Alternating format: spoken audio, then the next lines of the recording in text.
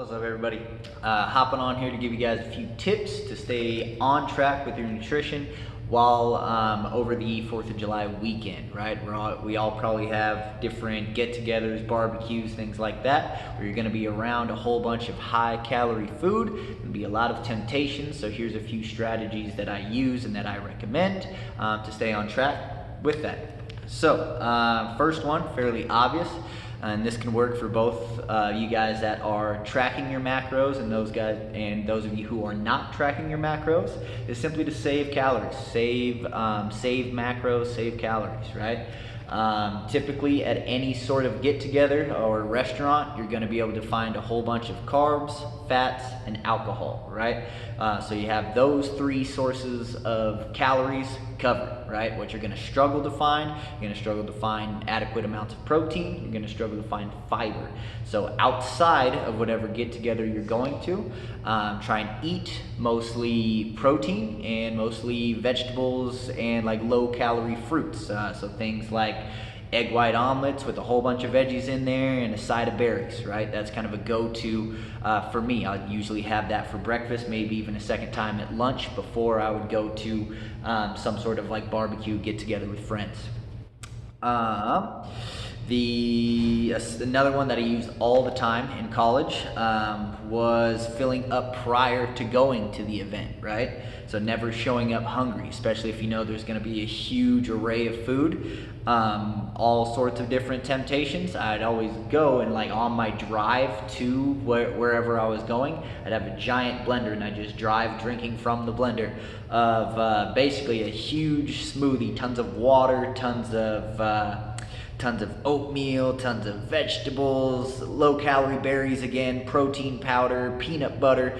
I basically wanted a huge smoothie that was just going to sit like a brick in my stomach, and I was purposely just trying to fill myself up so that way when I showed up to the party, I just simply didn't have a lot of room to fill up on the high-calorie foods. I filled up instead on a lower-calorie smoothie, right? Lower calorie comparatively, right? So that's a good way to do it as well. You don't have to do it with a smoothie. You can do it simply by eating a meal right before you go, right? Eat a meal of chicken and rice or whatever the heck you like to eat. Eat your healthy option, get full there, then go to the function so then you can just kind of snack on some of the unhealthier options that they may have available to you. Another huge one is this is actually a technique, or the opposite of this is a technique that competitive eaters use, right? And that's switching back and forth between sweet and salty, right? And this is something that you do not want to do. I want to be clear on that.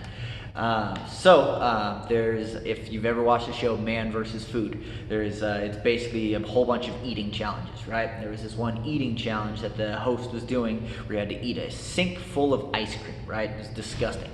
But he's eating the sink full of ice cream. He's about 2/3 of the way through. He's getting sick, running into basically feeling full, right? So what's he do? Instead of stopping, giving up, or powering through, he asks the waiter for an order of French fries. He eats the French fries, and then he had room to continue eating the ice cream, and he was actually able to finish all of the ice cream, right? And basically what that does is that tricks your brain into being able to eat more calories by reducing palate fatigue, right? So anytime you switch between a savory food and a sweet food back and forth like that, your brain thinks of it as kind of a new stimulus each time, so it's like, ooh, more and more and more. So what I recommend is simply reducing the amount of foods that you allow yourself to eat at the function, right? Say, okay, I really want to eat the potato chips, right? The salty food, so I'm going to sacrifice the ice cream sundae that they're serving for dessert, right? And I'm just going to eat that savory food. So prioritize the foods there that you most want to eat and forget about the rest, right? And just fill up on that food. Next one is to remember that alcohol itself has calories, right? So this isn't saying to never drink, right? I don't recommend that. Everything in moderation. But remember that alcohol has the second most calories per gram of any other source of macronutrients, right? And it's not a typical macronutrient, but it actually is one of them. So fat has 9 calories per gram, alcohol has 7 calories per gram, both carbs and protein have 4 calories per gram. So each little bit of alcohol does have a pretty high impact on your total caloric allotment for the day, right? So if you do ingest some alcohol, do your best to track it over MyFitnessPal. If it has some carbs in it, it's going to, like beer and wine typically do, it's going to allocate those carbs to your carb total of the day, but there's also going to be a portion of calories that don't get allocated to any of the 3 macros, protein, carbs, or fat, but you will see your calorie jump up, right?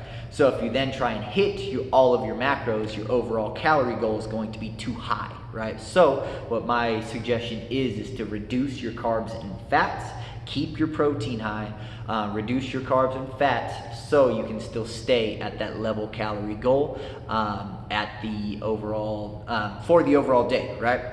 Because it's all about calories in, calories out. That is the most important thing, and you don't want to sacrifice your protein because that is what keeps your muscle, right? And muscle is going to help keep your metabolism high. The higher the metabolism, the more muscle you have, the easier it's going to be to lose weight in the long run. All right, so those are my tips. If you have any questions, drop them in the group chat. Peace.